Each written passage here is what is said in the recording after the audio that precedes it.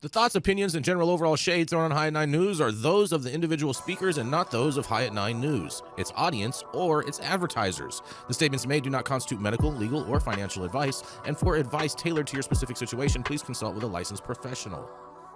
Welcome to the High at 9 News Hour, where you will hear from cannabis industry experts and professionals from around the country talk about important topics while shining light on global issues and discussing cannabis as it relates to politics, regulation and reform, data and technology, science, research and medicine, family and parenting, art, celebrities and entertainment, fitness, sports, mental health and wellness, and plant-based medicines and entheogenics.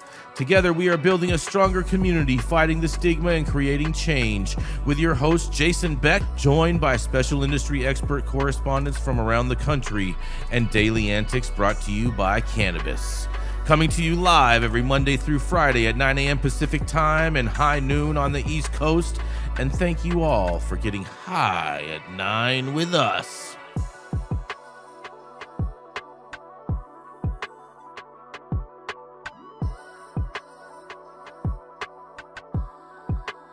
Oh, yes. Good morning, everybody. That's right. It's Monday, September 1st. It's the first of the month. And today is National Forgiveness Day, Jenny Beth. No one has anything to say, huh? Guess she ain't. No. You've been forgiven, Jason. Apparently so. It's also, these are some of my favorite people. National Hotel Employee Day. Love a good. Thank you to those hotel workers. Keep it clean. Yeah, I love a good 5-star diamond hotel. Calling my room, asking me if I'm smoking weed. Yes. No, I'm rolling up weed. I ain't smoking it. When they ask me for turn down service, I just tell them turn down for what? Anyhow, moving right along. It's also, you don't like to get your pillows fluffed, Jenny? It's also Labor Day, and here we are. Stop fluffing me up. Let's do it. It's National Burnt Ends Day as well. Sick. Yeah, I love the burnt ends.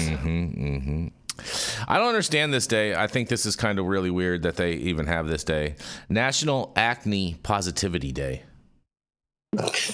Hey, man. Some people need positivity for their acne. It's just ridiculous. It's just ridiculous. Bless you, Mickey.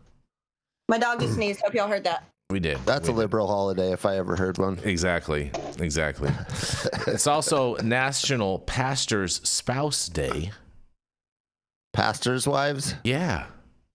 Okay. God bless thee. Yeah. And it is Labor Day, you guys. Happy Labor Day, everybody. Let's go. Well, we're not celebrating. And thank you all for joining us and getting high at 9 with us. It's also high noon on the East Coast. And please remember to like, share, and subscribe to us on all social media platforms. You can look up above and down below to see exactly where we live on the internet. And we are live every Monday through Friday on YouTube, Rumble, Twitch, X, Instagram, Facebook, Kick, as well as on our very own website, www.highat9news.com. So welcome to everyone joining us from any one of those platforms. And we are going to kick it off this morning, this Labor Day, with Miss Jenny Beth Dills, the labor-intensive individual who is laboring hard on this Labor Day just for you. That's right, it is none other than Miss Jenny Beth Dills. That's what I got. That's what you got. Sick. Okay. Well. All right. So, Folsom Field is one of the most unique and beautiful backdrops in college football. Not really. Doak Campbell is way prettier than Folsom, but it's pretty. And this Friday night, Colorado Buffaloes head coach Deion Sanders is looking forward to the home field advantage in an electric season opener, but Coach Prime admits there's something else he's come to expect on game day in Boulder: the smell of weed drifting through the stands. In a CBS Sports show, Coach Prime's Playbook with Romy Bean, Sanders said he was shocked the first time he noticed it. The smell of weed in the second quarter, it surprised the heck out of me. Like every game, I'm like, damn, it seems like a light-up quarter. It never fails, and I've never been high a day in my life, so it's kind of new to me. CU students and alumni will be packing the stadium for the Buffs matchup against Georgia Tech. But while cannabis is legal in Colorado, the University of Colorado Boulder is still a non-smoking campus. School officials say security addresses smoking of any kind in the stands, and Folsom Field's fan guide clearly lays out what can and cannot be brought inside. Okay, I lived in Boulder. I'm going to guarantee you right now you're not going to stop any of those college kids or adults from smoking weed in that stadium. Best of luck to you, though. And yeah, Skull Buffs. I could just see, Jenny Beth, all of the students and, you know what I mean, whatnot, all the attenders of these games just starting to troll Deion Sanders by calling whatever time it is that everyone lights up, just calling it prime time. It's prime time smoke time. Here comes Yarrow. Oh, there he is. It's prime time. Yeah, look at that. I mean, listen, he wasn't complaining about it, so I don't know what the point of trolling him about it would be, because he wasn't complaining. He was just saying he was surprised that it happened. And it should be surprising that it happened so blatantly in a college stadium, but it does. I don't think it should be. During a game? Yeah. I mean, I've been going to games long before any form of legalization, and there's been major smokeouts. So, like, why is this? Why is this the thing? Obviously, you guys have never been to a Raiders game when they played at the Oakland Coliseum. The Raiders are a professional team. That's not a college team where the players are fucking thrown off and drug tested ridiculously. Players are thrown off and drug tested in the NFL, Jenny Beth. Not like they are with their college scholarships. These are kids. We're talking about kids. And half the student population, you don't usually turn 21 until about, junior year of college. So they're not even old enough to consume. That's why it's different, Jason. You're all about saving the kids today, huh? Sorry, I didn't think it was newsworthy, but you picked it, so I did it. What about the kids, huh? The NCAA lacks that rule for cannabis. But, it just, not a surprise. In Boulder, come on. You're going to have people doing it everywhere at this point. Exactly. I haven't seen it in many games, but I haven't been to a game in a while. And especially with vapes. I'm with you, Michael. Yeah, I went to college in Georgia. We weren't supposed to drink at the game, so we did that too. See? Exactly. I think it's a whole bunch of whining, personally. So why is this a story that we decided to present today? Because I now I'm gonna whine. Yarrow would hate it. Yarrow, you would have hated this. If Deion Sanders made a comment about the smell of weed during the third quarter of the games at CU. He didn't complain. He just said he was surprised. Deion Sanders great. Was a 49er, so I'm not gonna troll him. What?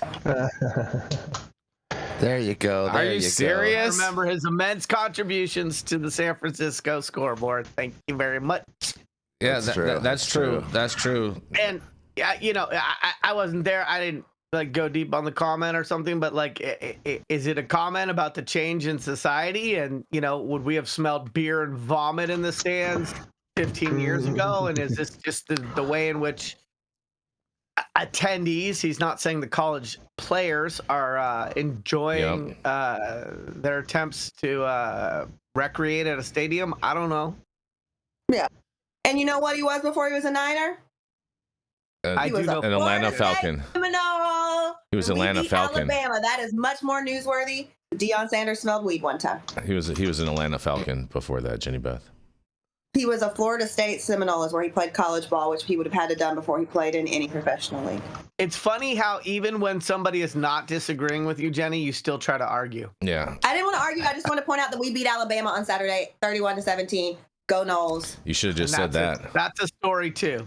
I do think it's a notable story because it seems like there has been a lot of commentary the last few years, and it's like Sam's driving plea cry where they're like, you can't go to the streets of Chicago or New York, or you can't go to the U.S. Open without smelling weed. And I'm just, on one hand, in a weird way, and I know this might upset some people, I agree that weed maybe shouldn't be smoked in. Here's how I put it, because people get so upset when I say that. Oh boy, here we go. Weed can be smoked anywhere you smoke cigarettes. Yep. That's the way I look at it. Just, keep it simple. So if it's a non-smoking campus, smoking shouldn't be going on. But I do think, this story is only notable because it's part of a continuing trend of people seemingly being surprised that they smell weed in places where weed has been legalized. It's like, all right, yeah, you smell cigarettes too, but I don't think it's notable because we're just culturally used to it. It's just better like than Yarrow smelling patchouli and ass, which is a lot of what you smell at when you go to dead shows and shit at Folsom Stadium. So well, and I was gonna to that point, Yarrow mentioned earlier. You go to Wrigley Field, it's better than it used to be, but man, that place just reeked of piss. Still does depending on the day you go. So it's just I don't know. Bleach only does so much, Cole. Right. Oh man, those troughs don't clean out easy at Wrigley, I guess. No, definitely not. That's Definitely horrendous. Well, this was a fun story on that. We're gonna roll into our first commercial, and we are gonna be right back.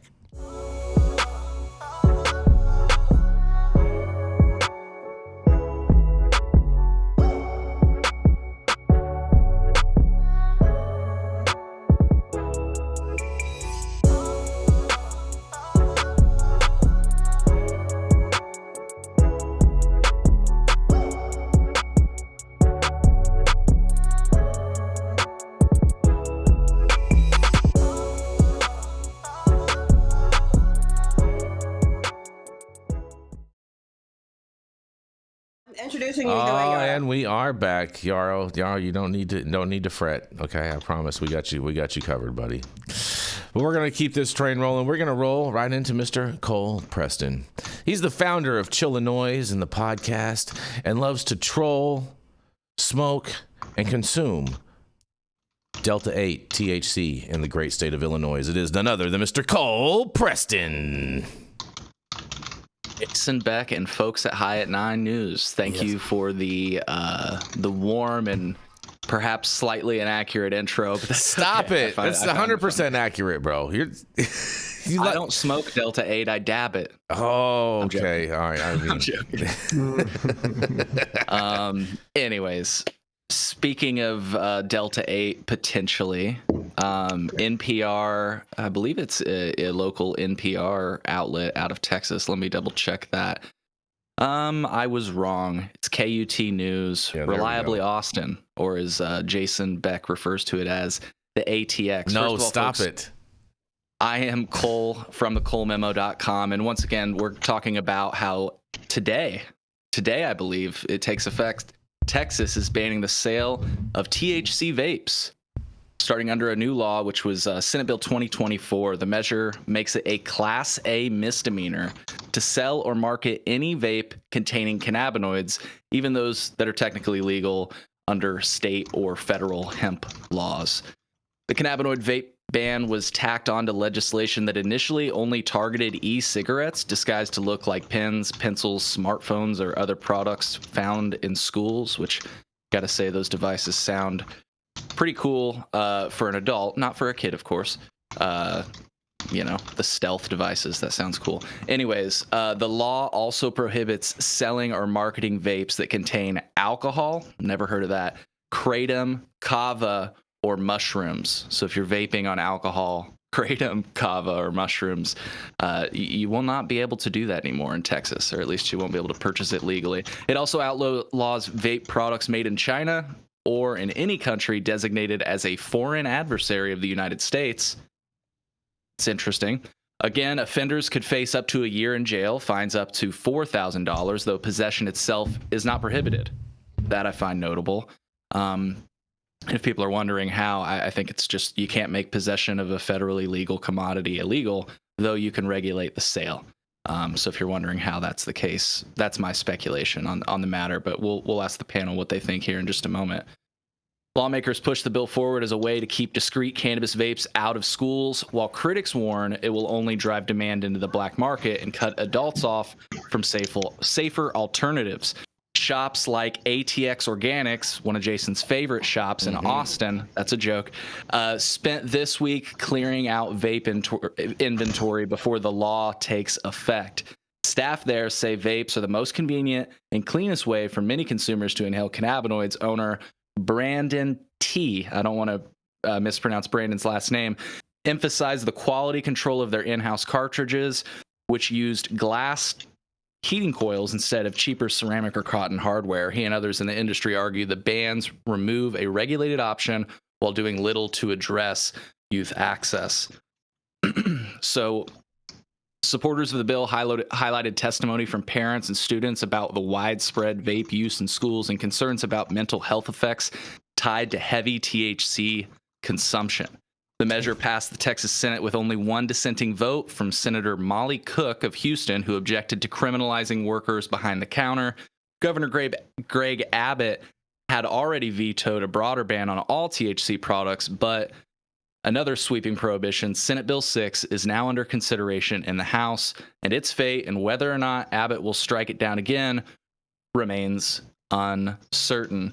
I'm curious what the panel thinks about this entire story, but just that little mention from this article, and I'd have to dig into the text to see exactly what it says in the law, but the law prohibiting selling or marketing vapes that contain alcohol, kratom, kava, or mushrooms. I've definitely heard of the latter three, kratom, kava, or mushrooms in a vape. Never heard of alcohol. Anyways, though, curious on all your thoughts. High at 9 News panel. How are we doing this morning? I wonder if they think that the alcohol is like a cutting agent in some of these vapes or something. Because I've never seen an alcohol vape.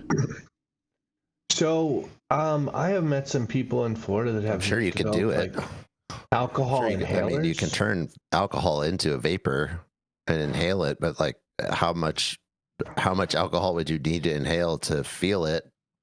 And God, that's got to be like really hard to inhale. Yarrow, would you smoke a Pinot vape? It's very interesting. I would smoke a Pinot vape after I allowed our cohort from Minardi Law to finish what he was going to say. Yes, thank you. Please, Michael, go ahead. Yeah, I was gonna, they can do it with almost anything that they can put into a nano, and these are allegedly were test products and stuff. But it was very interesting. It was smoother than a shot, and I don't remember the dosage of it in the alcohol form, but very interesting. It's kind of like cannabis that they're. Now, the inhalers there, they call them the Disney cheat codes. So hold on, you're telling cannabis you can use in Disney. You're telling me that you have tried an alcohol vape cartridge. It's an inhaler, so it's not a vape. It's more like like an inhaler, like you would have for like asthma or something. Yeah, it's one of those. Yep. Does it make you feel good? Honestly, I just took a couple puffs. But you can definitely taste it. It was like vodka or something. Weird. Yeah, it was definitely very interesting. But you know what those labs do, man? Very they weird. Test and they. I don't know. I Drop in the comments below if you vape your alcohol. I'm curious. Are they? Are they marketing this as like the 0-calorie alcohol or something? Like, is that the reason that they decided to make this? It was just a group. They were just kind of doing R&D, so I don't know if it's ever coming to fruition in a market or anything of that nature, but it was just an R&D, and they were seeing all the different products that they could kind of put in an inhaler. Again, like Move here in Florida, they have, I think they're the only one in the state that has an inhaler for cannabis, so everyone is like 5 milligrams of THC. I don't know if you guys have those out there. So go ahead, Jenny.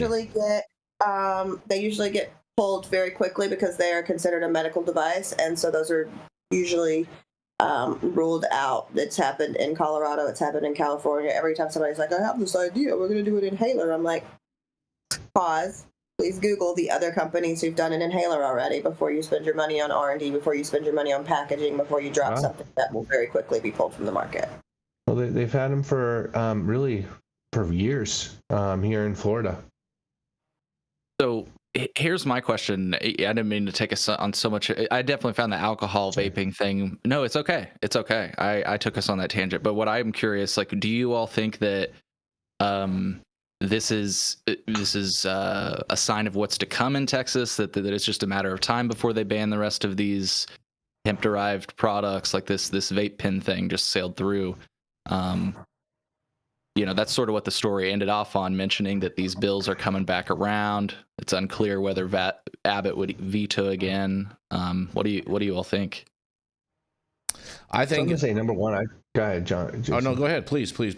I was gonna say I think it's it's stopping the free market and stopping ingenuity in the space. And I think we've seen most of these bills, at least the hemp bills that have gone through, have kind of had very little blowback in the House and Senate have passed, and then it's been up to Abbott to veto them.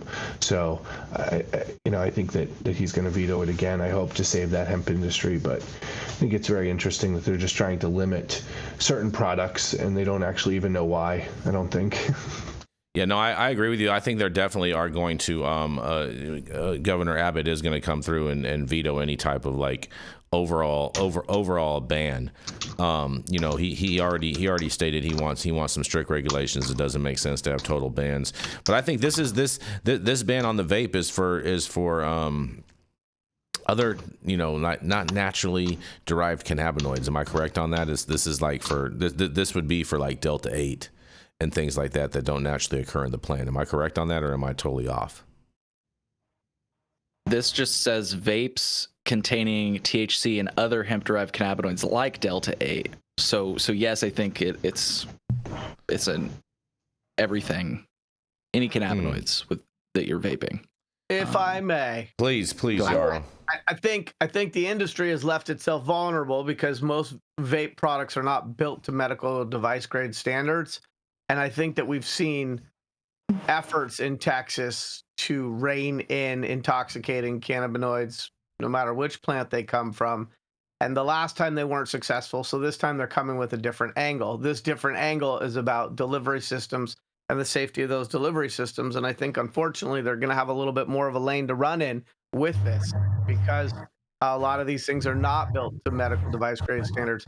Add in there the country of origin, you know, throw in a little bit of like undertones of racism without having to say racism. Oh, you know, it's coming from overseas. They're ruining our way of life. One C-cell knockoff at a time. You know, it's going to fly. I mean, they are, though. I think it'll play in Texas. And, you know, to say, oh, you can't do it from, you know, countries that aren't, you know, deep allies of this country. If there's uniformity in policy, if they're saying that about computer chips and car parts and everything else, great. If not, again, I think that's just a Trojan horse to get to where they wanted to go, which was to be more restrictive of cannabinoids in general in Texas. Well, Interesting, Yarrow. I don't understand why, you know, if things are true, why it's all of a sudden racist. I think it's the way in which things are framed. it can be both, Jason. They're not mutually exclusive. China. I mean, There he goes. I'll leave. Maybe we can end this story with this and keep things moving. You know, parents will argue. Parents will argue that vapes are easier for kids to use because they don't smell like cannabis. And you know, I was a kid when these vapes started to come around. I always joke that I was in the pioneer days where you actually loaded the pin yourself like a musket. mm-hmm. It didn't come like a preloaded cartridge. So I do agree. It makes the consumption more discreet and everything else. But my mom, when she wanted her kid, me, to stop consuming cannabis, she came up with this one foolproof trick. A vape couldn't get me around it. Nothing could get me around it. A drug test once a month. Cannabis. If I tested positive for cannabis, then I was not allowed to have my phone. I was not allowed to do things. And so I don't know. I feel like cannabis is one of those drugs that's actually in a way a little bit easier to catch your kid consuming. But that's just my thoughts. I know there are actual parents on the line, so curious what y'all think about that. What do you have to say, Jesse? You got more kids than everybody up there. Really? Yeah. I have more kids than everybody combined up here. Yeah. I believe. I have a unique take. I'm pretty libertarian and allow my children to make choices in an educated manner. So my children were super educated about cannabis and drugs at a pretty young age. They knew what they were because we were hippies and we were around that culture. So the use and the signs of the use were constantly there. So I felt it really important to educate them as to what it was when someone was high or what it was when someone was drunk, and this is why it's happening. And then I also understand that like most of us, I think most of us started smoking or drinking or smoking weed and probably experimented with other substances in our teens. So I'm not going to play ignorant like somehow they're going to go by squeaky clean and not partake in those things or not be peer pressured or whatever the case may be. So to me, it was more about education and understanding that they probably will partake in those substances, and then not to judge them, but to give them safe spaces to be high or to have their alcohol or whatever they're going to do, rather than push them out onto the street or into an unsafe space where they could get into a lot of trouble, especially harm themselves. So that's kind of the route that I always took. And I know there's tons of parents that, you know, disagree with that, but I think it's probably the best way when you have, especially in our culture where teens, if they have one friend who has Snapchat or Telegram or Signal, like they have access to everything. Yeah. And they have access to things that we as adults don't even know exist. So like these alcohol vapes and kratom vapes and things that are kind of surprising to us and that we don't really know about, someone who's 13 probably does know about them, and they have a plug that they can get them from on Snapchat. So to be unaware of that, I think is just silly. And as parents, it's our job to be aware of that and to be educating ourselves. And that way, like, the reason I know these things exist is because my kids tell me. And they tell me because they trust me, and because I've established this. I'm not going to judge you because you got on Telegram and you did get one of these things. I want to know. Yeah. You want to know where you can get one for yourself. Well, I don't know about that, but I think when we look at public policy, we just have to apply the parity principle. Is it being equally applied to many things? And like somebody said in the chat, are they banning the tobacco vapes in Texas? No. And who put forth this legislation? The person who is already on the record as being against the regulated cannabis industry in Texas. And so I think that that's important context. They probably have some sound arguments for why vapes or vapes that are not medically manufactured at a medical device grade standard are not safe or tested enough. And is it being equally applied? And if it isn't, then typically it's a Trojan horse for more, unfortunately, sorry to say this, you two, more conservative agenda. Where they're trying to impose their moral rubric on the rest of the Texas population. Well, there's more than 2 of us on this show today. There's, I believe, 4 of us, but like 5 of us for sure. 4 of us for sure. Well, I appreciate your mathing, but Jesse just identified as a libertarian. Yeah, well, he's going to be more conservative than most. So anyhow, he was brought on to be a middle of the road Republican voice, but that's okay. Yarrow, we're going to bring you to the side one day. Yarrow, you've already. You speak for him, even though he's got a microphone 2 inches from his mouth. I did. I mean, you know, she likes to do that, Yarrow. You know, she likes to speak for people. I did. I just hope you're going to do a decent intro for me today. We'll see how that goes. Well, keep talking. I am a libertarian, by the way. I very, very firmly adhere to the non-aggression principle. If you're not harming someone, you're free to do it. Yeah. As long as you are in the safety and privacy of your own home, I don't care what you do. If you want to do heroin, or you want to order a prostitute, or you want to gamble, or whatever it is, as long as you're not harming someone else, you're free to do whatever you want to do. I don't necessarily agree with those things. I don't have to agree with those things because I don't. I think that those things are probably unhealthy for you personally, and I would tell you. But as a libertarian, I think that you should be free to do those things. If you want to ruin your own life, go for it.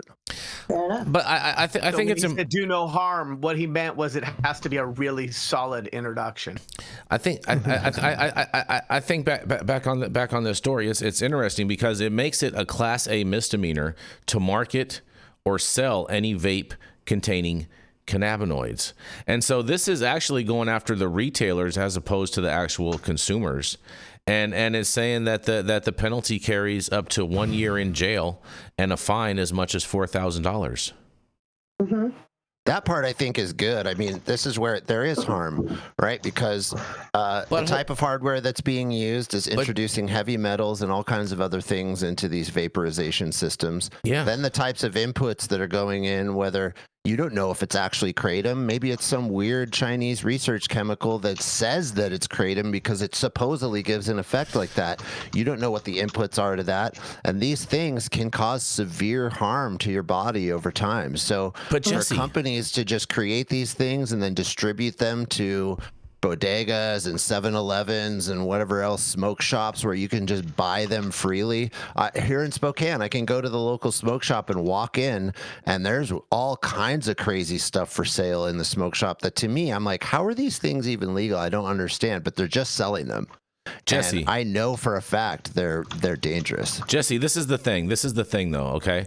Because in here it also says that the law does not explicitly ban possession. It strictly is against people marketing or selling these things. And so you know what's going to end up happening? It's going to be the same thing as Washington, D.C., where you purchase a T-shirt for your favorite smoke shop and you get a vape pen for free. That's going to be the whole thing because possession's not illegal. That's the whole workaround. It definitely could be. You know, the interesting thing is they do that, or it's just going to hurt in-state businesses, and people are just going to mail order it. I mean, because they can easily from anywhere in the country. Mm-hmm. You know. Mm-hmm. That is time to go. That is true. Yeah, I mean, I think if we look at this, and to Minardi's point, is this one of those things where this is grandstanding in optics and playing to your constituents, or is this some sort of sound public policy tweak that's going to have massive benefit? Right. I wouldn't count on Texas to even understand what that would look like. Well, and to your point, again, this whole thing seems to be structured. This whole push seems to be structured on keeping cannabis vapes, which are small and easy to use discreetly, out of the hands of teenagers. I think it's also notable to mention, I think this is to your point, Yarrow, that the Texas Teacup program just added vapes. Oh, we're going to go into that. Program. We're going into that in a later story later today. And Cole, I would reiterate my point to that I think you know this too. They can do whatever they want to try to keep these things out of the hands of teenagers, quote unquote. It's not going to work. Right. They are going to find a way to get them. Yeah. You know, or you know, and you know, I have a couple teenagers too, so going through this, and I was having to talk with my son last night about it. But you know, what are you kids doing these days? But you know, having that open, honest relationship with your children, and so they know what's going on, so they understand the benefits and the negatives of it, and understand they're going to experiment. There's nothing you can do about it. But if you have that relationship with them, that they're willing to talk to you, at least understand it, and hopefully guide them to some of those right pathways, because they're not gonna be in your house 24/7. So you want to put them with the tools to make smart decisions. Agreed. Fair enough. And on that, we're going to roll right into attorney at law, Mr. Michael Minardi. He's from the great red state of Florida and has been helping cannabis advocates, patients, and businesses navigate the complex landscape in Florida for over the past 20 years. You can find him at his own law office at Minardi Law, and it is none other than Mr. Michael Minardi. Hello, everyone. Happy high noon on the East Coast, and we are excited to bring a interesting article here today regarding in 2 red states holding hearings on psychedelic therapies' potential to combat the opioid epidemic. Obviously, the opioid epidemic has for years been one of the biggest problems in this country, enemy number 1, including in the state of Florida, where the pill mills were running rampant for years. But this does not include the red state of Florida talking about this. Lawmakers in 2 GOP-controlled state legislators hosted discussions on the potential of the psychedelic ibogaine to treat addiction and mental health conditions this week. In Mississippi, the House Public and Human Services and Senate Public Health and Welfare held a 3-hour joint hearing at which lawmakers heard from military veterans, scientific researchers, and advocates on ibogaine's therapeutic promise. In Kentucky, the legislature's Interim Joint Committee Health Services examined ibogaine as a potential way to treat opioid dependency as part of a broader hearing that also touched on other topics. Representative Sam Creekmore, who chairs the Mississippi House panel that co-hosted the hearing in this state, said that the entire communities have been scarred, families shattered, and too many lives cut short by the opioid epidemic, the pharmaceutical epidemic. On top of that, we face a growing mental health crisis that weighs heavily on our veterans, first responders, and trauma survivors. We know that the current treatments, while essential, are not enough for everyone.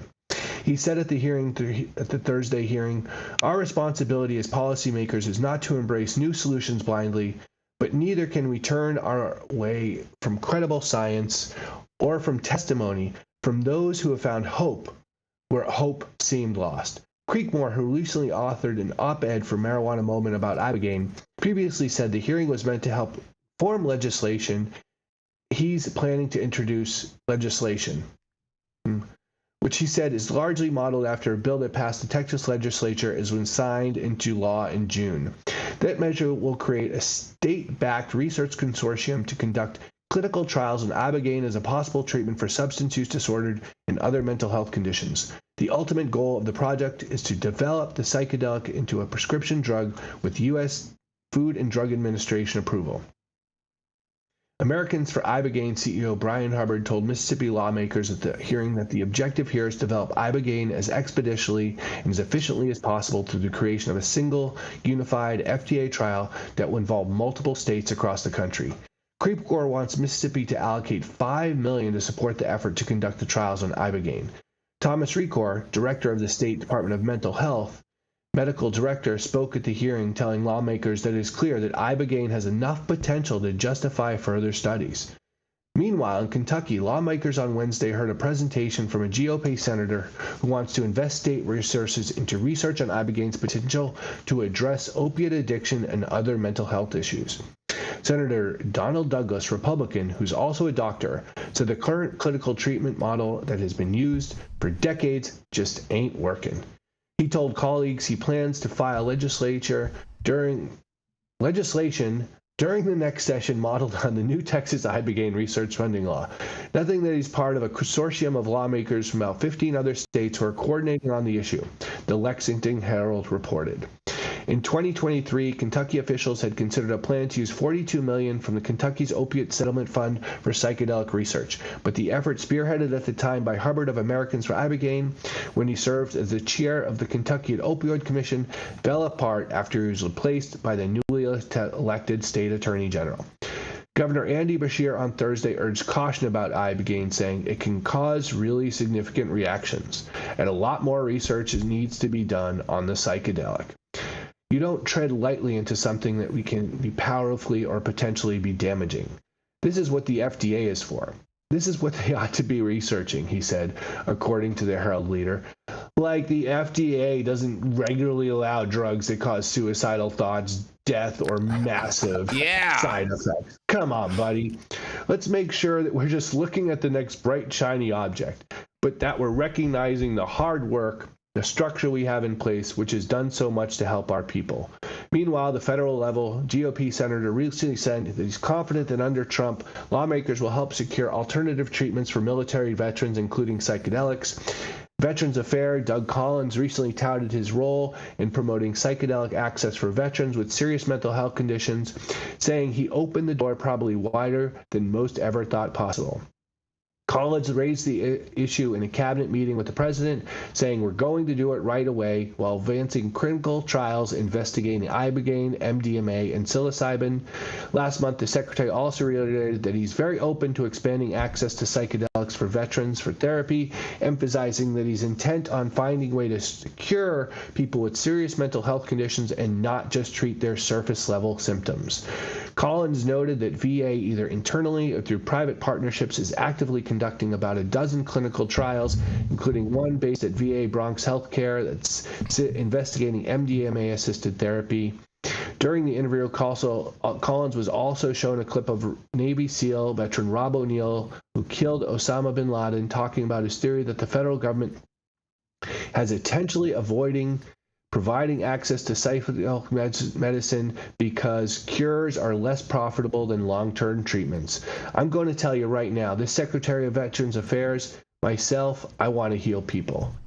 Last month, a GOP-controlled House committee approved an amendment attached to a must-pass defense bill that would require a progress report on ongoing psychedelic therapy for military veterans.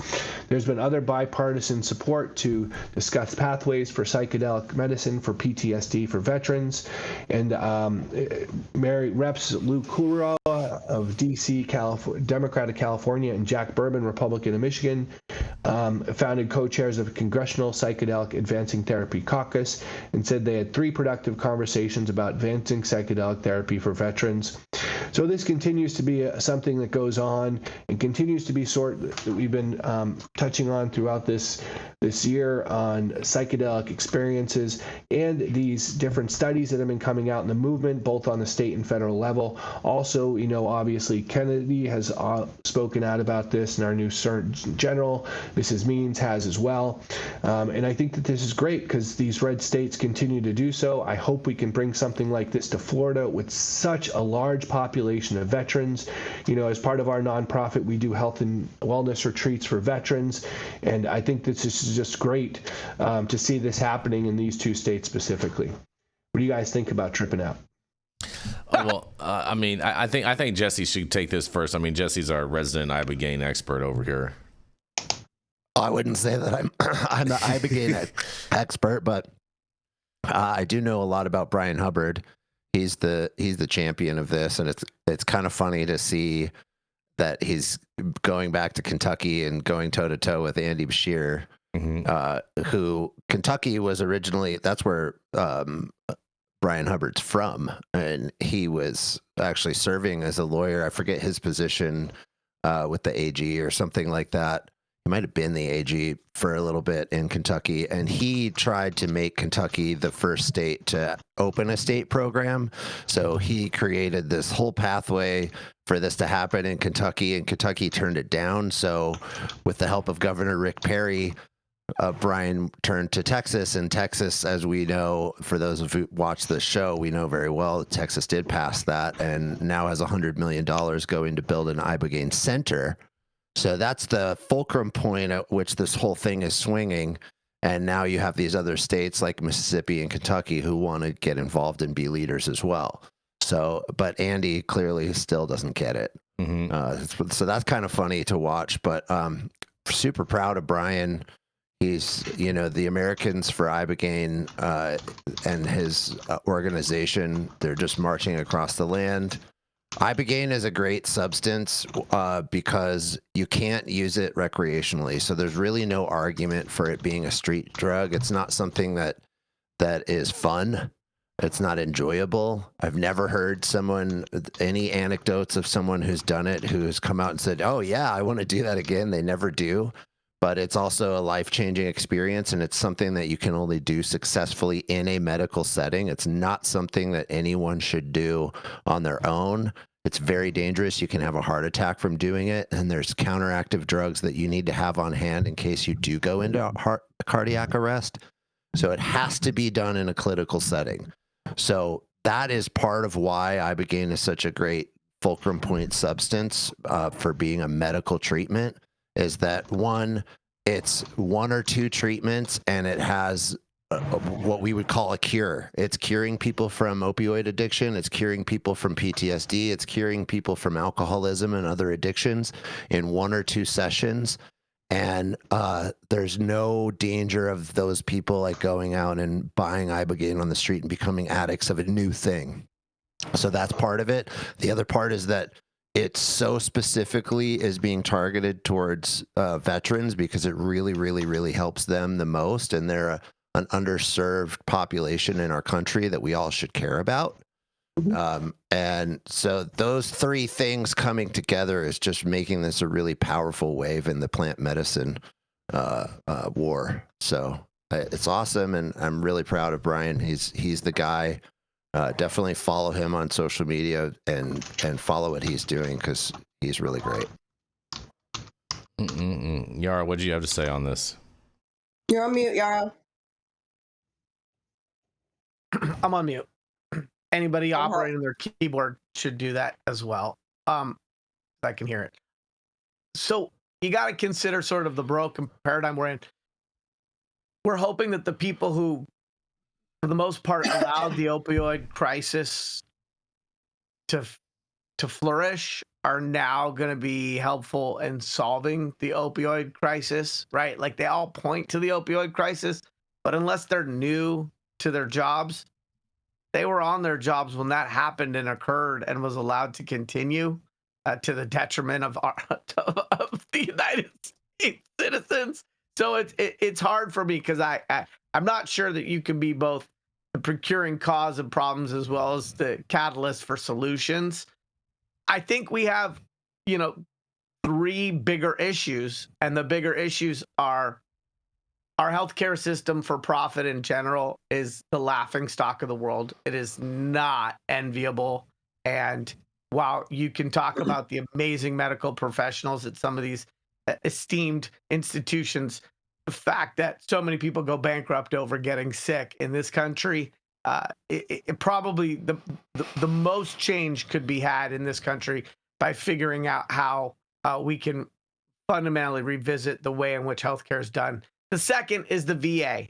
The VA has a noble mandate. It's one of the biggest healthcare systems. And yet, everybody loves veterans, but how are they loving veterans? And how much money are they putting towards loving veterans? And how quickly are they fast tracking these things? And so when I hear that, there's $100 million Ibogaine facility being put up, it's like the VA is such a big system. In theory, it can do things better, quicker, faster, cheaper, right? So why is that not the focus on optimizing that system? And then the next thing that comes up for me is it's like, veterans are for this research, everybody wants to help a little old lady cross the street. Like everybody loves veterans. I mean, Jesse said that. I think we need to be able to be a society where we honor people's service, but we honor everybody. And there's a way in which sort of even if you didn't serve in a theater of war, you probably deserve the opportunity to live your best life through the best possible access to the widest spectrum of healthcare.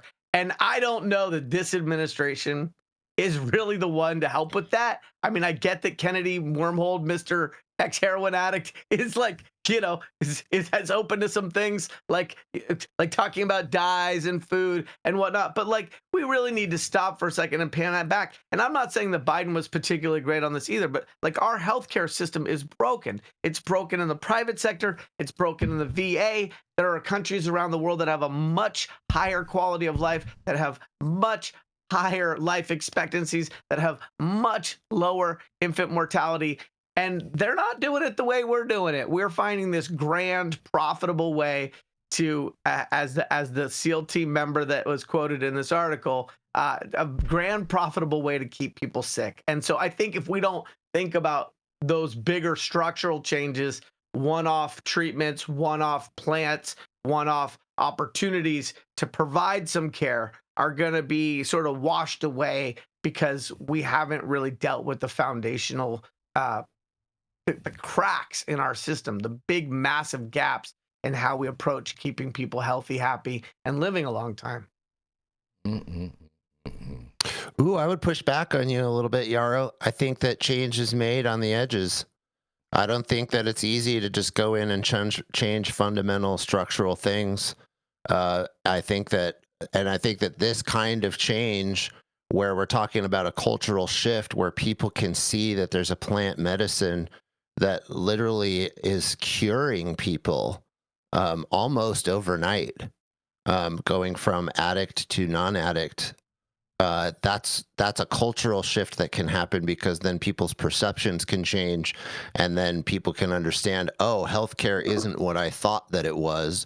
Whereas today we have a culture who thinks that doctors, they just put their trust in doctors blindly, and they don't understand that doctors go through a system, and doctors aren't nefariously trying to create or live in this sick care system that they're a part of, but they're just trained up in it, and that most of it is run by the big pharmaceutical companies, and that everything in the end is built to support the big pharmaceutical companies. And that is a cultural shift where people don't perceive that, and they need to start perceiving it. And this is one of those things on the edge that will make that change and allow people to see, oh, there's other options here. And I think that that's really important. Not to say, I'm not saying I don't wish that those fundamental changes that you outlined would happen. I do wish that they would happen. I think you're totally right in that sense. I just don't know if it's possible. Interesting. And Cole, you have anything you want to throw in on this before we roll? No, I hope people can get the relief that they need or want, or whatever reason. I'm supportive of it. It's interesting to see these developments in red states. So No thoughts. Shout out to red states. Shout out to red states. And on that, we're going to roll into our next commercial, and we are going to be right back.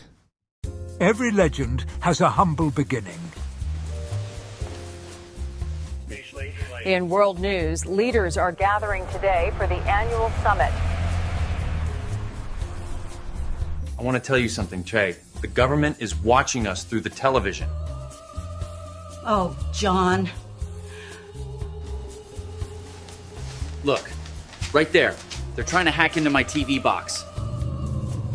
We're still not able to hack into the TV box, sir. Ha! But they can't. I've rebuilt the entire electronic system, and it sends and receives signals through quantum phase space. They'll never get in. Engage target. In other news, local authorities are investigating a series of strange atmospheric phenomena reported by residents. Ma'am, we're with the federal government. We need to ask you some questions. John? Is there a problem? We've been trying to penetrate your TV box for over 6 months. I told you they were trying to watch us through the TV, but you didn't believe me. We can't get in, and to be frank, we have no idea what you've created. Yeah, that's the point. It's called privacy. You know what the Fourth Amendment guarantees? All we know is that we can't get inside. We want to know if you can create one for us. QUX. Even the government wants one. And we are back. Stop whatever you're doing. Make sure you smash that like button. I know we'll appreciate it. You'll appreciate it. And YouTube appreciates it. You know what else we appreciate? We appreciate the super chat, the C word. It says, I can't be the only one who spends more on cannabis than healthcare in a year, right? And I think that's a very, very, very good point. Even with the high erroneous taxes, I feel you. I feel you on that. But also make sure that you subscribe to the channel. You know, should be covered. Should be covered like Germany. Oh boy. Be covered like Germany. Should be covered. They pay for it. Yeah. Kaiser Kush. Mm-hmm. Blue Cross Blue Dream. Oh God. Let's go. Oh man, Yarrow is in a dream state right now, and you could be in a dream state too. And we're gonna roll into our next commercial, and we're gonna be right back. Introducing QUX Pay, or simply the Pay app, where you can pay like it's nobody's business. Because it isn't. It's what everyone's been clamoring for. It's finally here. Secure every payment. Your data stays private. QUX will never sell your data for profit, period. Pay friends, family, contacts instantly. No hidden fees. No limits. Spend on the move. With this patented technology, you can use debit, credit, bank transfer, cash cards, and even crypto completely offline. Amounts transferred through the Pay app reach their destination instantly. Transfers in a flash. As quick as sending a text.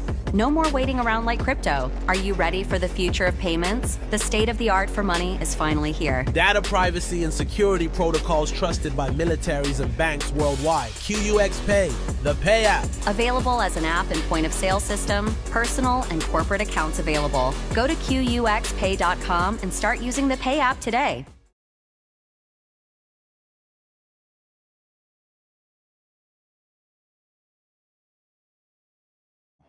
Oh, and we are back. Jenny Beth, you want to pick Yarrow up and take him off the shelf? Not particularly, but I'm gonna. He's put on a few pounds. He hurt my back. Hurt your back. Anyway. Aww. Yeah, I can hurt your back, but we're not going there. Well, I added another S to your intro now. The sexually explicit Sebastopol socialist, our guy at 9 real estate guru. And the only guy who stands as tall as Jason Beck, Yarrow Kubrin. Stop it. Stop it. He's way shorter than me. That was a twofer. It's not. You guys are the same amount of short. No way. Never. You have one. Unfortunately for Jason, there's photos that disprove his position, just as there are many facts that disprove the rest of his positions. Stop it. Stop the dream. Jason, you shouldn't have said anything. Now he insulted you, not me. Good job. Oh, man, the truth is painful, but I think I have a tincture for that one for you. So without further ado, kicking off the first day of September here in 2025. Good morning, High at 9 News viewers. My article today from the Cannabis Business Times Already House Democrats introduced bill to federally legalize cannabis. And as anticipation continues for President Donald Trump's decision on cannabis rescheduling, one of the longest-serving U.S. House members is creating new industry shockwaves through legislation to more broadly legalize the plant. Representative Jerry Nadler, D. New York, one of the top Democrats serving on the U.S. House Judiciary Committee, reintroduced the Marijuana Opportunity Reinvestment and Expungement Act more on August 29th. The 91-page legislation, now in its fourth rendition, would federally legalize cannabis by removing it entirely from the Controlled Substance Act. Coinciding with the legislative proposal, Trump is entertaining an executive proposal to reclassify cannabis from a Schedule I to a Schedule III drug, a process that was initiated under former President Joe Biden's administration, but has stalled since early January. Under Nadler's vision, not only would cannabis be decriminalized, but the MORE Act also intends to create like an expungement opportunity for individuals with certain cannabis-related offenses, because we've seen how well that's done, as well as create reinvestment opportunities for those most affected by prohibition policies. As more states continue to legalize marijuana and public support increases, federal law must catch up and reverse failed policies criminalizing marijuana, Nadler said in a press release provided to Cannabis Business Times. It's long past time to decriminalize marijuana on a federal level, expunge marijuana convictions, and facilitate resentencing while reinvesting in the communities most adversely impacted by the war on drugs. I want you guys to key in on the facilitate resentencing. That probably has the greatest potential to have an impact on people who are currently dealing with the consequences of their cannabis convictions. U.S. House passed twice more acts as recently as April 2022, and it was cast in favor entirely along party lines. That means no Republicans supported it. Most recently, the legislation attracted 95 co-sponsors in the last Congress, but failed to gain any traction in the Republican-controlled lower chamber. This week's reintroduction, Nadler filed the MORE Act with 39 original co-sponsors. None that I can see are Republicans. It's time to modernize our law to reflect the reality of cannabis use in the United States. Blah, blah, blah, blah, blah, blah, blah, blah, blah. This comes as about 24 states, not including Washington, D.C., have legalized adult use cannabis, while 40 states have legalized medical cannabis. Nadler first introduced it in 2019, and I could go on and on and on, but I've told you enough that I can kick it off and hear what my pundits and fellow guests have to say. This is Yarrow Kubrin, High at 9 News. Oh, Mel Yarrow, this is the thing about the MORE Act. And I overall support the MORE Act because it does have my baseline qualification as far as for descheduling. But with 40 Democrats supporting this and 0 Republicans, it's going to go absolutely nowhere, anywhere, anytime soon, because there's not even one Republican that is supporting this bill. Not even one. So I imagine that part of that reason is because of the explicitly high tax rate that is included in the MORE Act. Okay, these people want to just tax cannabis out of existence from a federal level, just as bad as a majority of these states are doing on the state level, Yarrow. And that is a fantastic reason for Republicans not to support this bill. So why would the Republicans not just propose a lower tax rate? We have proposed a lower tax rate, and that is in the States Reform Act that's been introduced by Congresswoman Nancy Mace. So yes, there is a counter to this, that in the States Reform Act would deschedule cannabis with a much lower tax rate, and that's so it's there, buddy, it's there.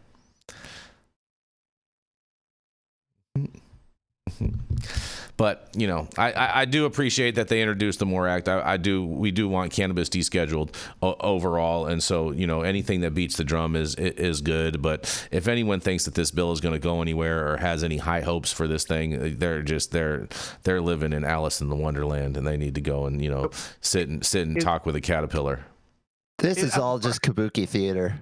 Is there a world in which they could take both of those bills, one that was initiated by Republicans, one that was initiated by Democrats, merge them, work out the differences, and have something that's bipartisan? Well, that's the whole thing is we don't need to merge the two bills, because the States Reform Act would be a perfect fit.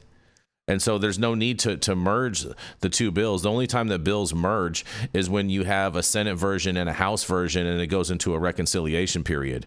That's the only time that happens. So this is kabuki theater. This is like a joke. This is like waving the flag over here when the things are actually happening over on the left side. The Democrats got to act like they're doing something, Jesse. Well, everybody's asked. This is not just the Democrats. This is also the Republicans, because as Yarrow is pointing out, if the Republicans really wanted to do something, they would start working with the Democrats on something like this, and they're just not willing to work on this together. And I believe that the reason neither one of them is actually willing to do anything real is because, and that this is kabuki theater, is that who's really in charge of what's happening here? It's the big pharma companies with the most lobbying dollars who really want cannabis to become Schedule 3, because that is how it benefits them the most. So any talk of descheduling, as the MORE Act has come up 6 years now we've been talking about this, and they can't get anything done. So any talk of this is just BS to get us all excited and distract us from the real thing that's going on, which is the rug pull that's about to happen, where the big pharma companies take the entire industry from us once it becomes Schedule 3. Oh man, I have a story about that, Jesse. That's what's happening, and this is just a distraction. And so I completely agree with Jesse.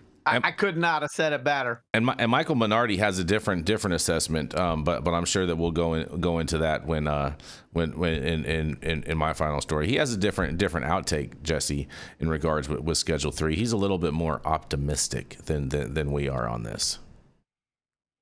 You know, if we're about to segue, my only thought on this story is I just think they should do more with less.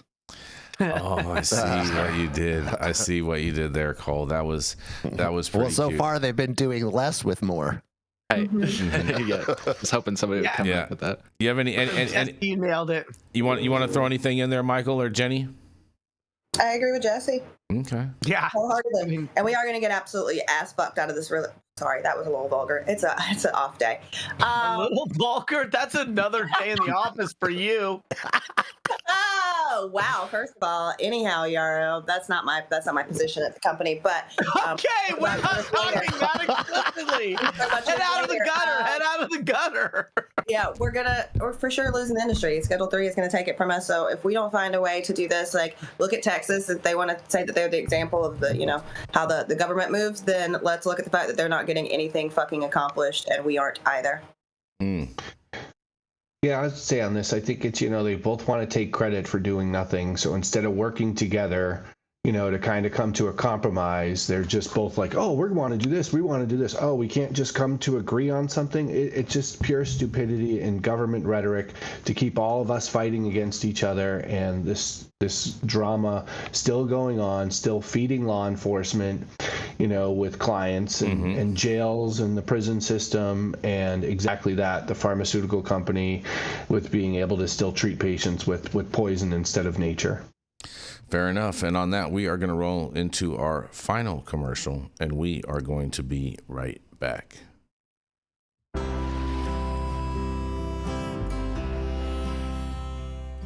Oh man, your knees still bothering you, man? Yeah, my left one, But I'll tell you what, I've been using this new CBD cream, and it works like a miracle.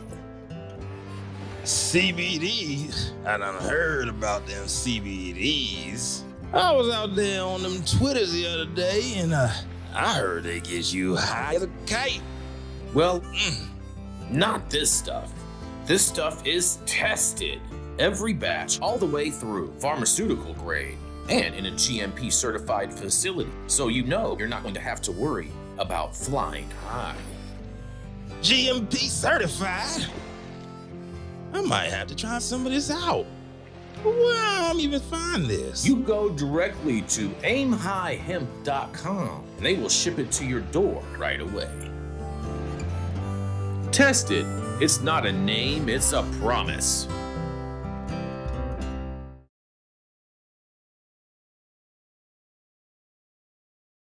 back, you guys. This is this is an outside over the shoulder boulder holder. Yarrow is good inside when it's a sports bra. Oh boy. Yeah. I think you guys should charge for people to be able to see the behind the scenes, like the extra 3. Yeah, I think that would be great. Put a 1 in the chat if you want to see me yell at Yarrow off camera too. Anyway, coming straight out of the Pacific Northwest, Gwen Barney's husband, the ginger grandpa here at High at 9 News, and come out from behind that mic so we can see what trash stash you got going, Jesse. Barney. That's quite a womb broom, sir. This is me summoning a motorcycle. That's what's happening. This is manifesting right now. Okay. All right. So yeah. I need a new motorcycle. If anyone has one they just want to give me, I'm up here in Spokane. I'm ready to get it. All right. I come out of the Dallas Observer today, and the headline is, starting today, September 1st, you might qualify for medical marijuana in Texas. Today, more than 800 state laws will go into full effect.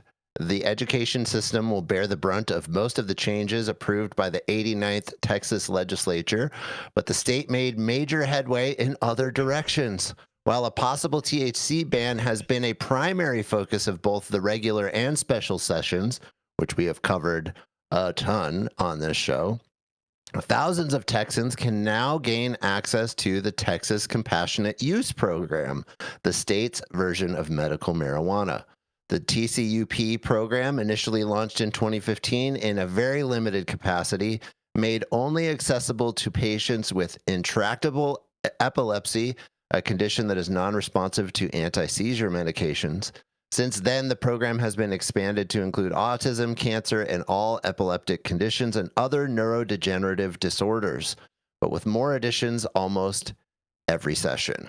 But this session, the state made the largest expansions to the program with the inclusion of patients with traumatic brain injuries, patients in palliative care, and patients with chronic pain.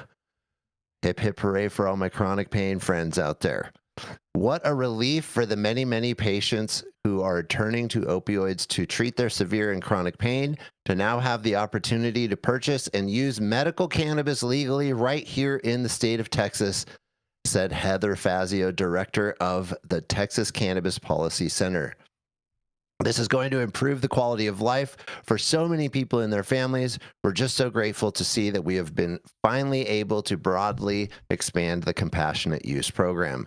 Texas has more cannabis dispensaries than California. This is funny given that it's illegal, totaling above 7,000. But as of right now, there are only 3 state licensed medical marijuana dispensers with several locations across North Texas. Most dispensaries do not have a doctor on staff to write prescriptions, and few doctors have a dispensary on site to fill them. House Bill 46 requires the state to establish 9 more licensed state-monitored dispensaries by December. A second batch of licensed dispensaries will be established in April 2026. The expansion, which is the largest in TCUP history, was lauded by Republican lawmakers who touted the program's new application to veterans. But the extension of the TCUP program with the backing of the GOP comes at the cost of potentially eradicating highly accessible THC products.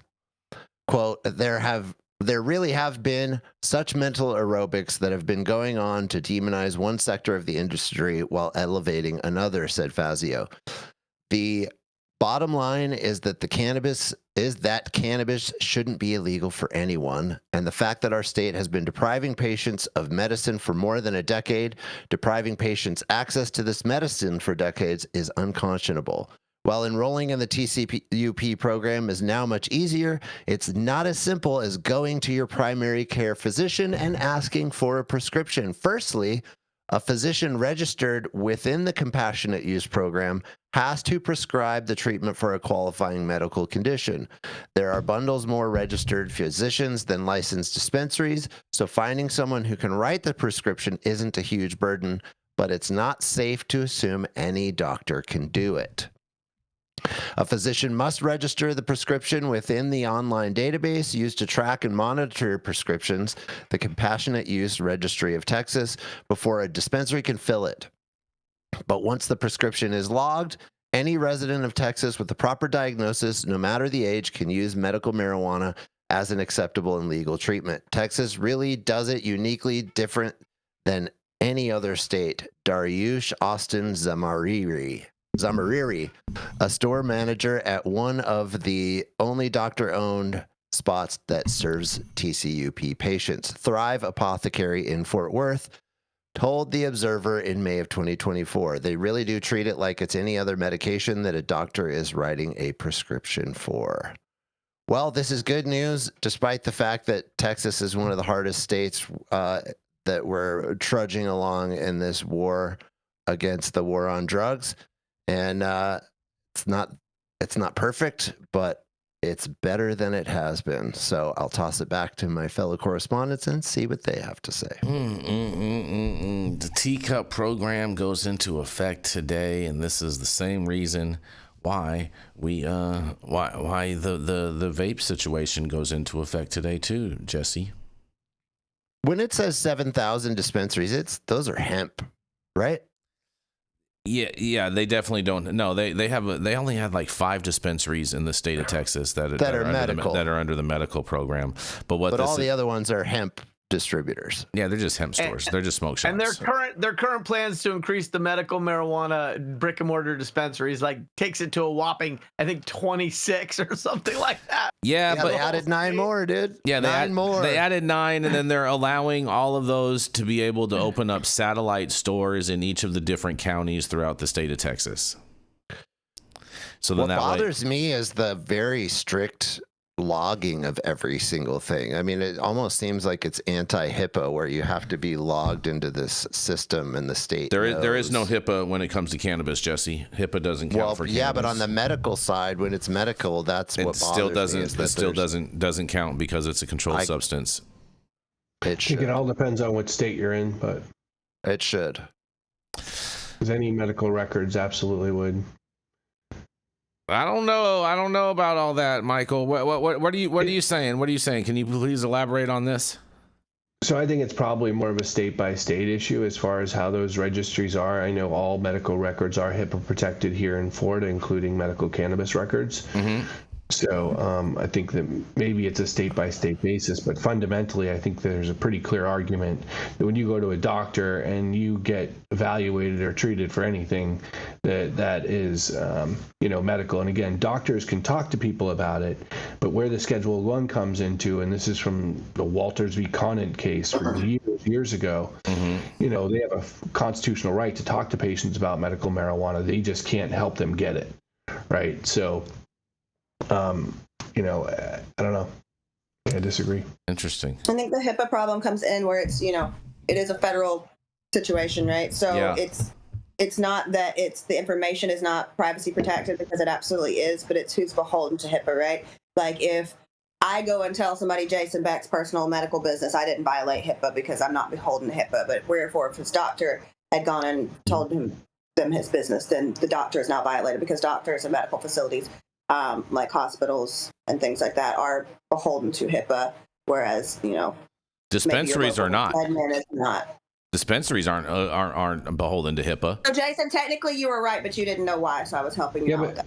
At least in Florida, and as far as I know, dispensaries don't know what condition you're getting medication for. They just know whether or not you are or not allowed to access that medication, and how much in Florida. So there would be nothing HIPAA protected, provided from usually most states, information to the dispensaries for them to get that medicine. Well, I mean, here in California, Michael, I mean, when you get a recommendation, it clearly states what the doctor has diagnosed you for.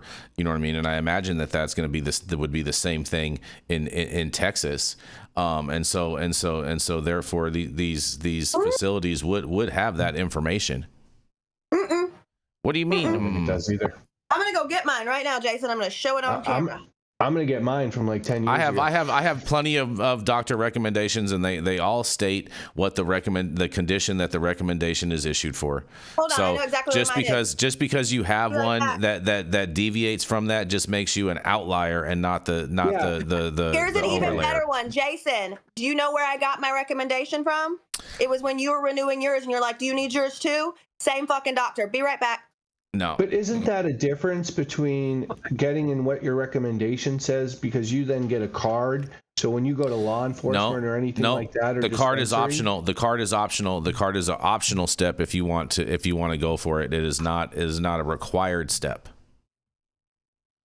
And so All right, let's move on. You guys are boring me. I don't even have ADD, but this is so down in the rabbit hole. I'm gonna just speak for all viewers and say we don't give a fuck. Jenny's going off screen to prove you right. You guys can do that at lunchtime. Yeah, I don't care. I don't care about Jenny about whatever she's talking about anyway. All right, well, I'm gonna roll into. Fair enough. Needed a dab. Let's go. Fair enough. Fair enough. I'm gonna roll into our final story of the day, and here you guys go, man. Here we go, because Trump's plan to reschedule marijuana comes with legal perils, Mr. Minardi. That's right. President Donald J. Trump is considering reclassifying marijuana, a move that has renewed the cannabis industry's longstanding hope that some type of federal reform may actually happen. But this may not be the cure-all cannabis companies think it is, you guys. Because if cannabis is rescheduled to Schedule 3, the Department of Justice, Office of Legal Counsel, and the Drug Enforcement Administration believe the DEA must issue additional regulations which would impose registration and manufacturing quotas on the cannabis industry. The quotas would limit cannabis production to the amount necessary for research and medically prescribed users. And further, under new and existing regulations, the DEA would be required to prosecute non-medical production, distribution, and use of cannabis in the event of rescheduling to Schedule 3. And if you're wondering what the OLC's role, well, as part of the Biden administration's unsuccessful effort to reschedule cannabis, the Office of Legal Counsel was asked to provide an opinion answering 3 questions. The first question regarded the definition of a phrase currently accepted medical use in the Controlled Substances Act. The second concerned the degree to which findings from the Department of Health and Human Services with respect to drugs binds the DEA or affects subsequent rulemaking proceedings. And the third question was whether either the Single Convention on Narcotic Drugs, an international treaty, or the federal CSA requires cannabis to be placed in Schedule 1 or Schedule 2. Since the 1972, the OLC has held that cannabis must be in Schedule 1 or Schedule 2 to comply with the Single Convention. However, the OLC's opinion issued in 2022 overturned that view, concluding that cannabis could be in Schedule 3 and adhere to the Single Convention, but only if the DEA issues regulations placing additional restrictions on the cannabis industry.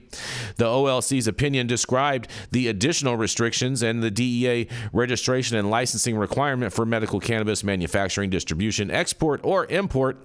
The DEA imposed quotas on cannabis manufacturing only for medical use. Non-medical manufacturing is prohibited, they say. The quota is the annual amount consumed for medical use only, and also prohibits the possession of unauthorized non-medical cannabis, penalties for unauthorized possession. The OLC concluded that the CSA authorizes, and that's the Controlled Substances Act for anyone that didn't realize that, authorizes the DEA to issue new regulations to ensure compliance with the Single Convention provisions. The DEA, in turn, is preparing to issue those regulations.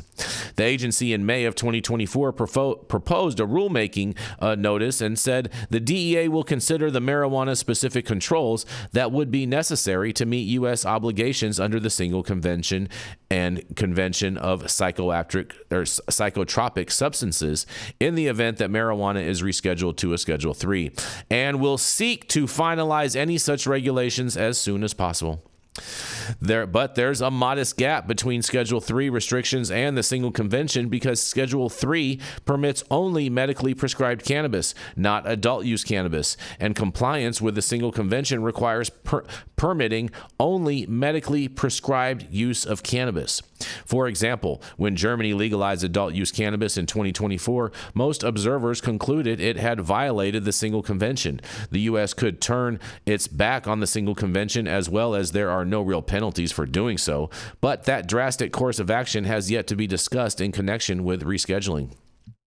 And I guess you guys are all wondering, what's the DEA's role? Well, because cannabis is in Schedule 1, the DEA currently can look the other way at non-medical use, and the DOJ can argue it's complying more or less with the single convention.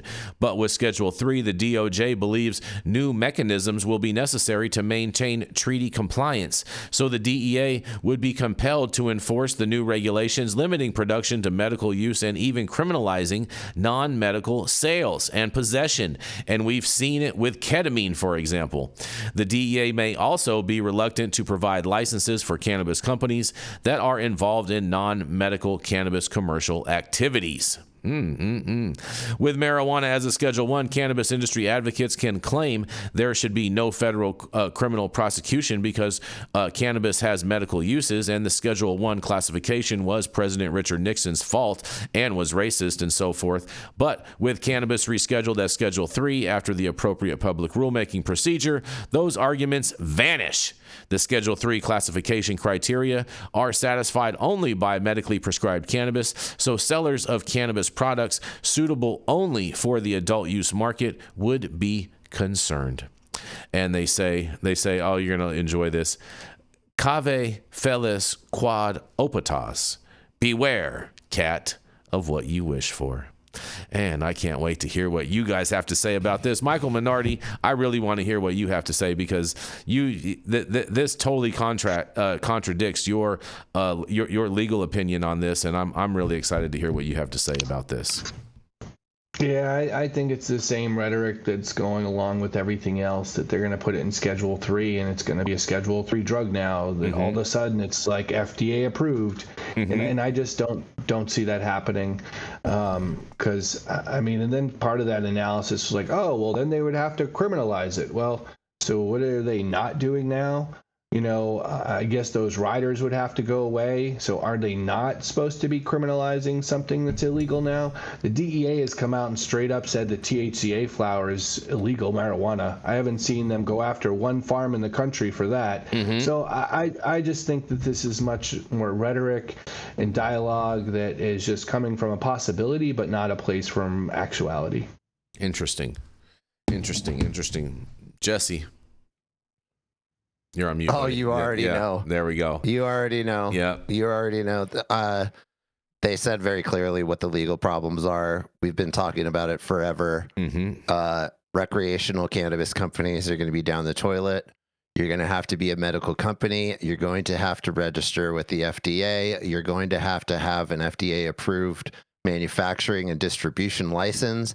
Your weed will be distributed through the pharmacy. It will not be distributed through a dispensary anymore. And the whole game is going to change overnight. And this is exactly what we've been talking about. See, I know Michael doesn't agree with that, and he's a lawyer. Well, Jenny sure as shit does. Well, Jenny's not a lawyer And here's the thing. Who spends more lobbying money, cannabis or big pharma? Exactly. Who traditionally gets policy pushed through in this country fairly easily? Big pharma, right? Who has more politicians in their pocket? Big pharma. And why the fuck hasn't this happened sooner? Well, because Big Pharma's patent got encompassed by Oopsie, a cannabis company, in 2017. So that one sucked.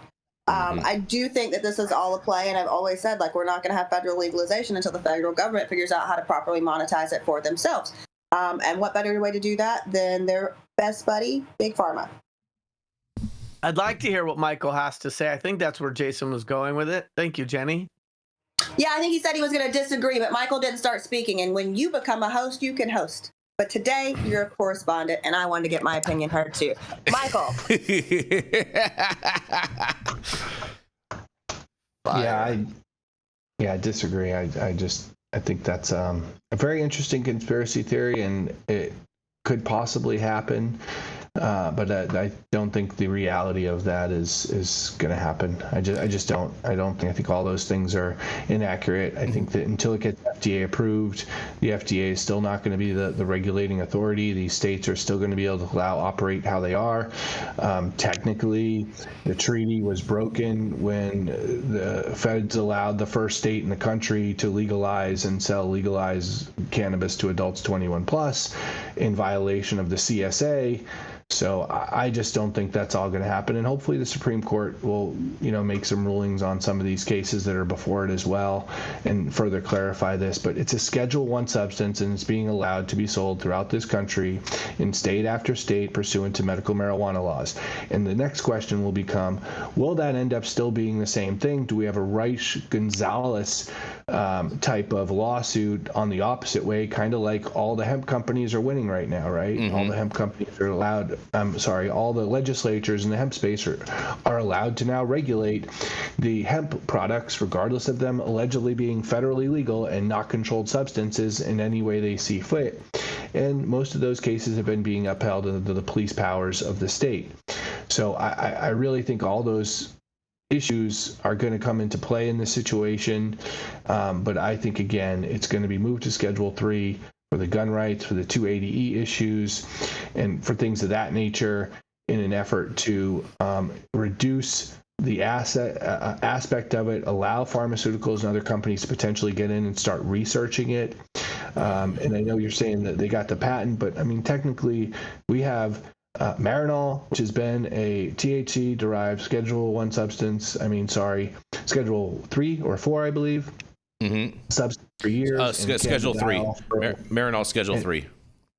And cannabidiol, Epidiolex, for some period of time. And I really expected that if there was going to be a play in pharma going after people regarding some of these medications, that it would have came after those, as the FDA did. You guys all realize this, like the first early days of pharma, Epidiolex and the hemp company coming in, they sent all these warning letters out to these companies. You can't have it for medical reasons.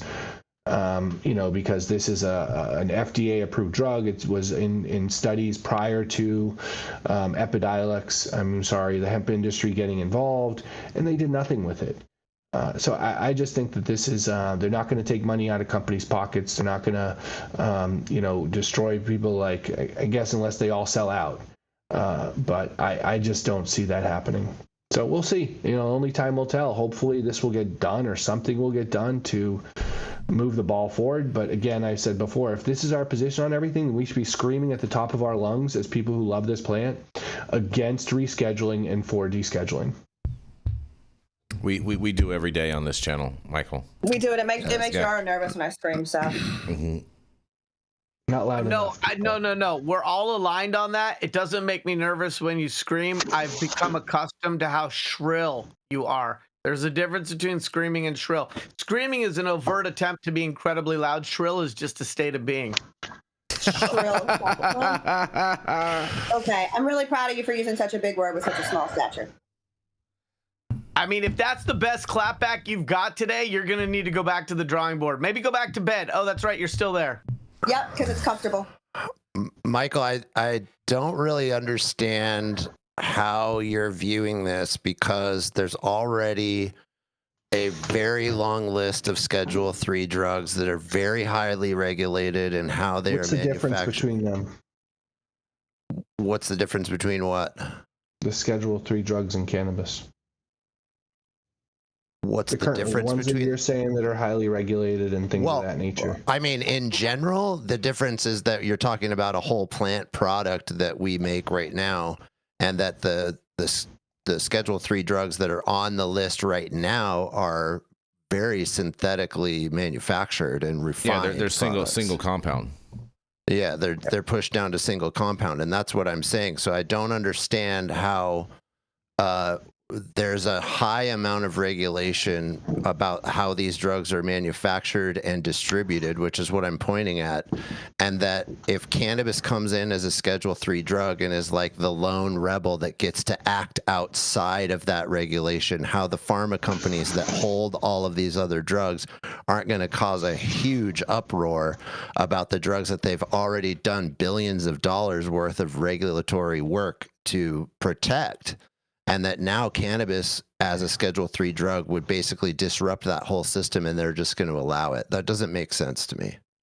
What have they been allowing for the last 20 years that medical marijuana has been legal throughout this country in various states? It's no difference. It's the same thing. And again, until cannabis becomes FDA approved, that's when I think you'll have those hooks in there. But until then it's still going to be the same substance and treated the same way. We're just removing it from Schedule I and allowing the same model, I think, to exist. But legally, and this is where I'm confused, is that legally Schedule I literally says it is not a drug. So it can't be defined or regulated as such, period, because that would not be legal. And that now when we make it Schedule III, that's what you're saying seems exactly what would happen, is that now it will be defined as a drug legally.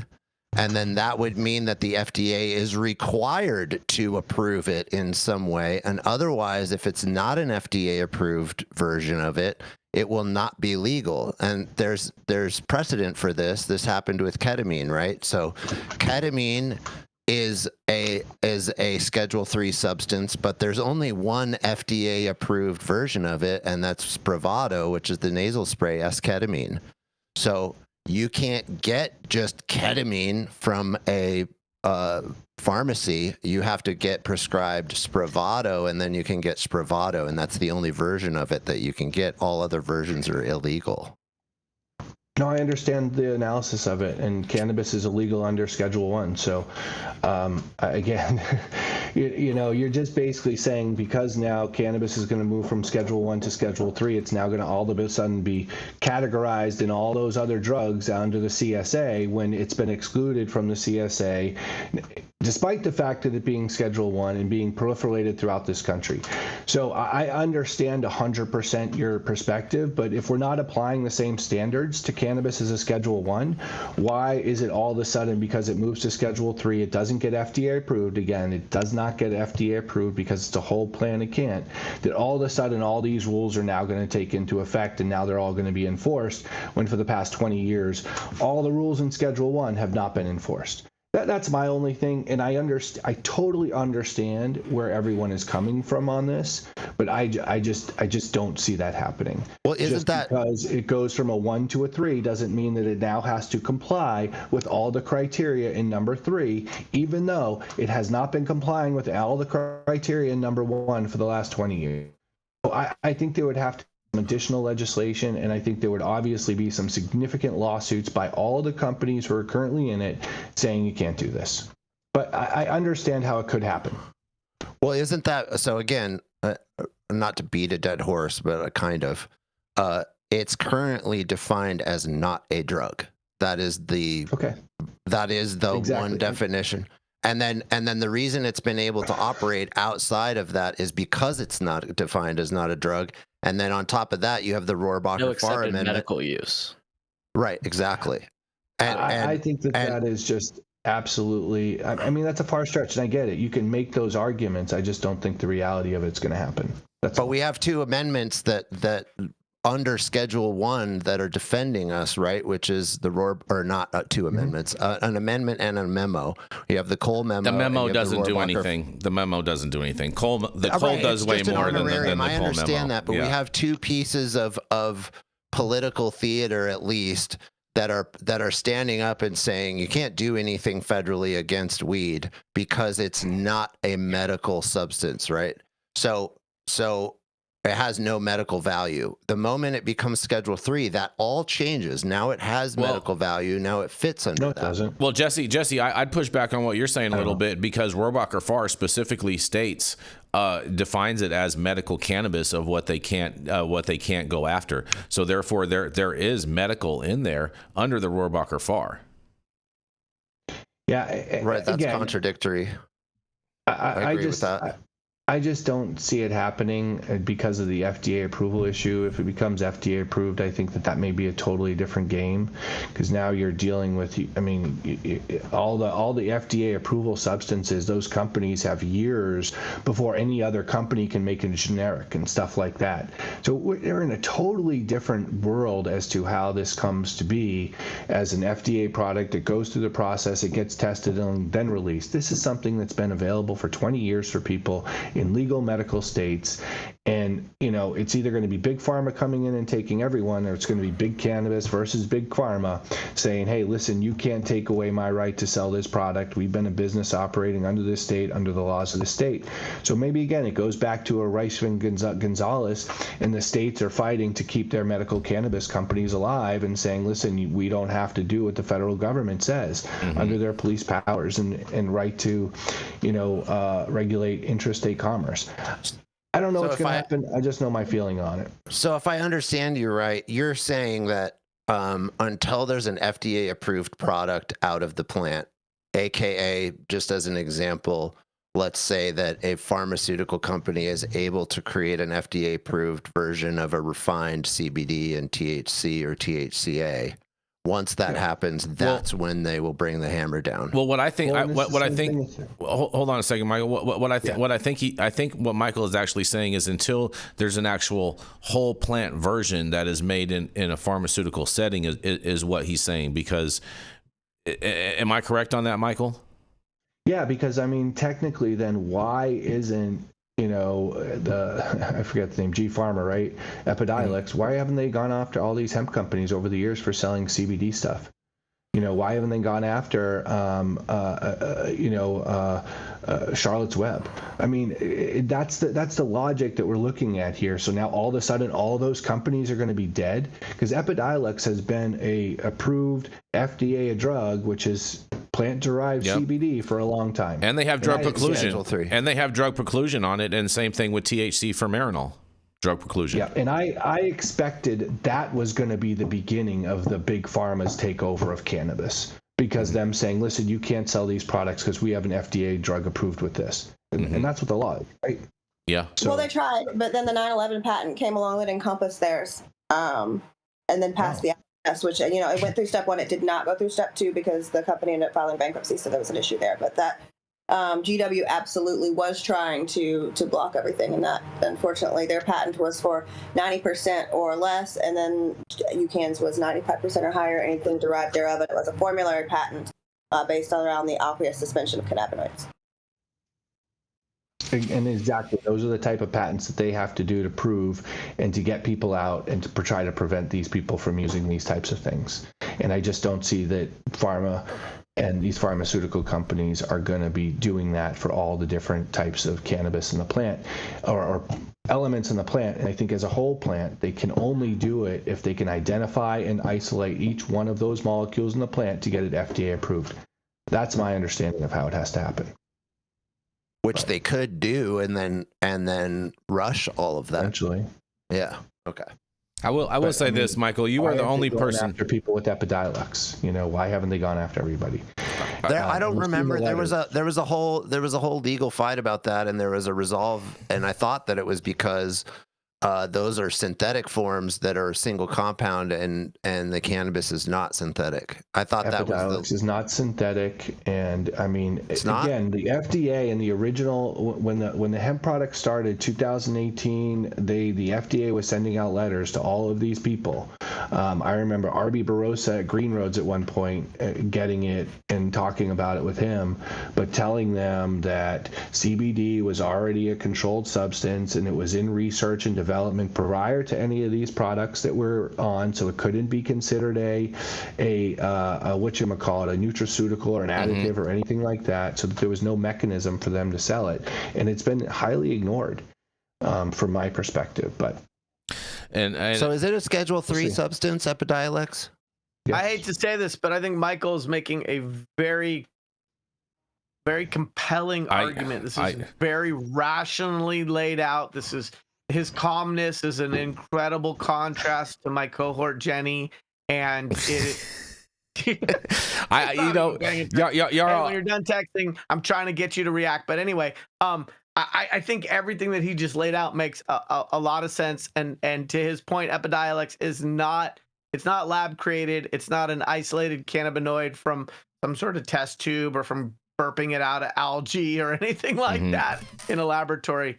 I think he makes a very clear and compelling argument. I'm swayed. Not that I didn't already agree with him, but I agree even more when he's given the opportunity to just kind of lay that out. I totally agree with you, Yarrow. You know, Michael Minardi is the only person that I have found that can actually lay out a credible argument for Schedule 3. Everyone else just talks out of pure emotion and pure nothing out of factual basis. And so, Michael, I really do appreciate your perspective on this. I think you're a little off on it, but nonetheless, you know, time will tell, and we're gonna see what happens, and we're all gonna be here to cover it. And we really do appreciate your thought and perspective on this. What I like most about this conversation is that it highlights, you know, how unclear the path forward seems to be. And it also reminds me that we're living in one of the most interesting times to be alive. So I know there's, you know, different speculation. I tend to agree with Michael. I'm not saying this to be offensive. I view some of the Schedule 3 talk as sort of slippery slope, though I appreciate it. I appreciate where it's coming from. It's coming from a good place. And I think we should be vigilant about these concerns because there's a reason everybody has those concerns. They're not coming from nowhere. But yeah, my last thought is I don't see it erasing the progress we've made overnight. I think state markets, consumer demand, and these political realities are too established for that to just be erased overnight. But that's my quick take on this story. Cole, you said it was an interesting time to be alive. I actually polled some dead people who are no longer with us. They said any time to be alive is a good time to be alive. Those must be all the alternative. Those were all the Democratic voters in Sonoma County, huh? Well, they were all the Republican strategists crafting your rebuttals. Oh man, we know only dead people vote for Democrats. We know that, Yarrow. Just, you know what I'm saying. But this was necrophiliacs for change. I'm sorry, never mind.